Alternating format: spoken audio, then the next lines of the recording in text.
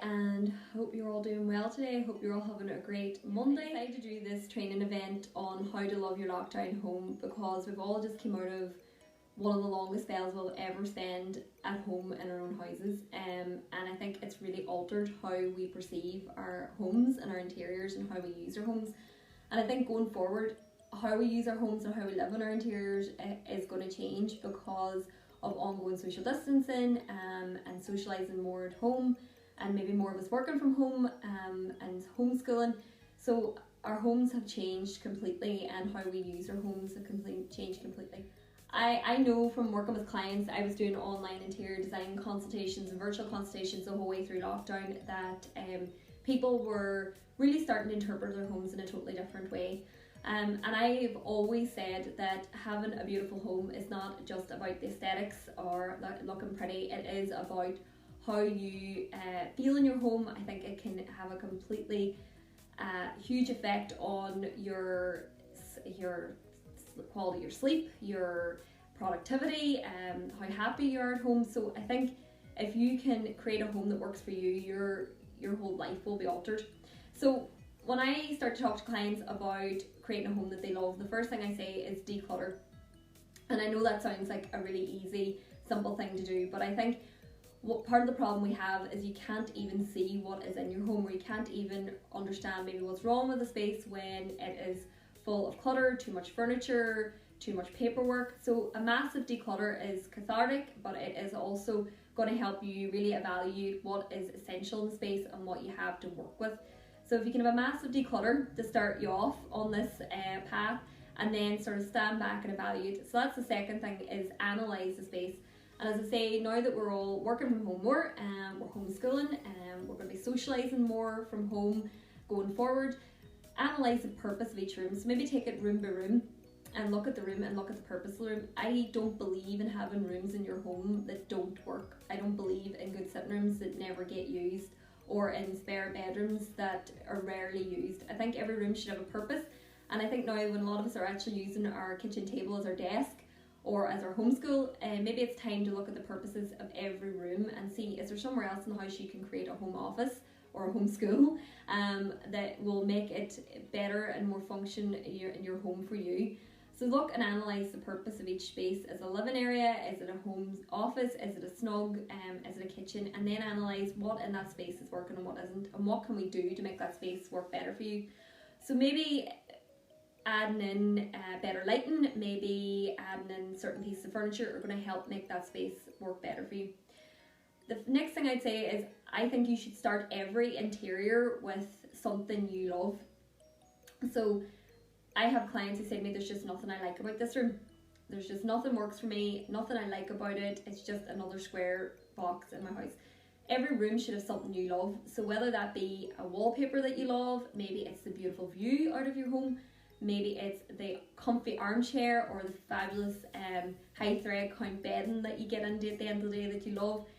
Start the room with something that you love and you're going to really identify with, and that should be the starting point which everything else works around. We need to play up that feature, whether it's a beautiful view or a gorgeous kitchen island. We need to do our best to draw attention to that and maybe minimise the aspects of the room that you dislike, that you're not as fussed on, and that can help you suddenly transform your opinion of the room. The next thing I'd say is every room should have a focal point in terms of the layout. So a big problem I find with a lot of clients is that their rooms just don't flow. And I hear that a lot of people, is there's not enough seating, or there's too much seating, or I just don't feel as if this room has a balance to it. And I do chat to clients a lot about that. Every interior should feel balanced. No one thing should be competing for your eye over everything else. There should be a central point to the room, whether that's your brace, your fireplace, the kitchen island, your bed, and everything should flow around that, enhance that feature, rather than having so many things in the space that are competing for your attention. So identify what your focal point is, and then start to arrange your furniture around that. So I do touch on this more in my course. It's about symmetrical and asymmetrical balance. So symmetrical balance, as it says, it's symmetrical, it's perfectly balanced with each other. So if you have two sofas, they face each other. If you have two lamps on a table, they're the exact same and they're opposite each other. So that kind of creates a very uniform look, and that works well for people who like order in their lives, who like things to be everything to have its place. It also is more formal and more of a classic approach to decor, so it works well for more traditional homes or maybe in your good sitting room and things like that. Whereas asymmetrical is more about working with visual weights, pattern and texture to balance things. So you may have an L-shaped sofa and a single chair, and that might work well maybe in your more casual spaces because it's more contemporary and more casual, so it might work better in your family snug room. So look at your space and start to think about, does my room have balance? Has it got a focal point? And how have I arranged my furniture? Have I arranged it symmetrically or asymmetrically? And start to look at it, is there too much furniture in the space? Because that is what I find a lot with clients, is they have so many pieces of furniture they've maybe gathered over years or inherited, and maybe you just need to be a bit ruthless. If something's not working in the room, maybe it'll work in another space in your house, or maybe we just have to be ruthless and get rid of it, because there's no point in holding on to one thing that throws the whole space off. Next I say is look at colour. So the colour might actually come from something that you love already in your home, so maybe that is that beautiful wallpaper that you love or the beautiful bedding that you love. But start to look at colour and colour psychology. So again, I touch more on this on my course. Colour can have a massive psychological impact upon you. It could be from something in your childhood that you're not even aware of, that you remember a favourite toy or dress or something like that, that suddenly makes you feel happy. You see that colour, you feel relaxed, you feel happy. And understanding the effects the colour have on you can completely alter how you use colour in your home. But in general, colour psychology, red would be a colour that stimulates appetite, and you've probably heard of paints like dining room red. Green would be a colour that promotes healing, blue promotes clear thinking, and again we go into greater depth in this in our course, but if you start to think about colour psychology and start to think about colours you use in rooms, not just because I want to put a colour in a room, but you start to think about, I put that colour in because that's going to create a certain psychological impact on me, you can suddenly change a room from a room you dislike to a room that you absolutely love. I also then say look at colour in terms of the warm colours and the cool colours, and looking at if the room's north facing or south facing. So if a room is north facing and cold, you'll think use warmer colours, and south facing and you can afford to use cooler colours. But the other thing to bear in mind is that cooler colours recede away from the eye, whereas warm colours proceed towards the eye. So using cooler tones in a room can make a room feel bigger, whereas if you use warm colours, it'll make a room feel cozier, more cocooned. So you can start to play with the proportions of a room if you use colour correctly.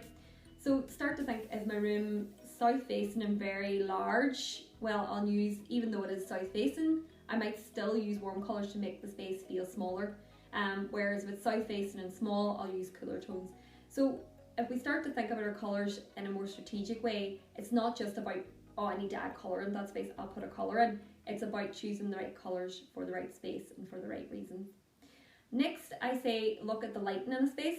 So many people have one lighting source in a room, and really there is 4 main lighting sources that we need to think about when we're decorating a room. So we need ambient lighting, which is lighting we use to, the general lighting to light the space so we can move around safely in the space. We have our task lighting, which is lighting that helps us perform specific tasks, such as lighting under kitchen cabinets to allow you to cook, or a reading lamp to help you read, or a desk lamp. Then we have our accent lighting, which is the lighting we use to highlight features, maybe picture lights or lights in an alcove or on a staircase. And then we have our decorative lighting, which is lighting we use purely for the decoration of the light fixture. So many people say, well, I just have literally got a light bulb in the middle of the room. Well, you really do need to stop and think about having many sources of lighting, and you maybe need multiple sources of lighting that you can use at different times of the day. So you may use the ambient lighting most of the day, and then at night put on the accent lighting like the table lamps to make the room feel a little bit more soothing and relaxing as you relax in the evening. So think about your rooms.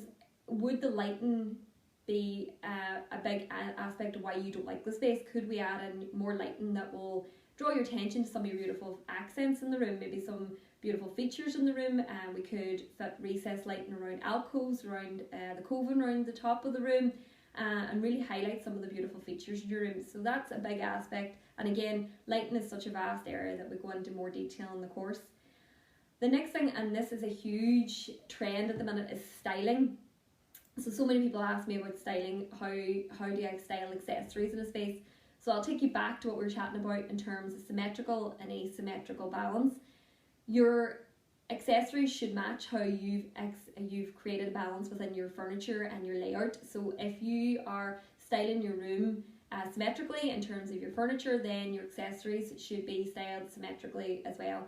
So if your furniture is paired, then so should your lamps be on your table, so should your picture frames be, so should your paintings hung on the wall be. So think about, am I trying to create a formal feel in the space, in which case I'll go for that symmetrical balance, or am I trying to create a more contemporary, casual feel, so I'll go for more asymmetrical. Now asymmetrical is harder to get right, because obviously with symmetrical it's obvious if you're on the right track, you've got pairs and they're matched and they're even.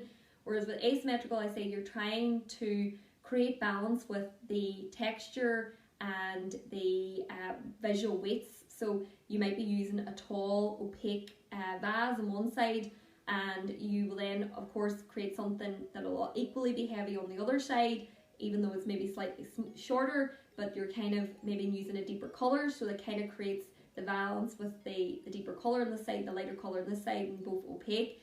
So it's balancing those accessories so that they become visually pleasing to the eye.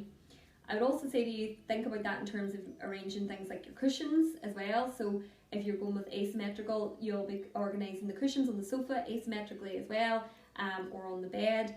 And think about this as well in terms of organising books and bookcases. So all your accessories should be matching in that regard. So if you're using symmetrical, everything stays symmetrical. If you're using asymmetrical, it all stays asymmetrical. And the next thing, which is a big problem for a lot of people, is hanging pictures and hanging mirrors. So a lot of people tend to hang their mirrors and their pictures much too high. This then creates a huge gap between the back of the sofa and the top of the picture, and it puts the whole proportions of the room off.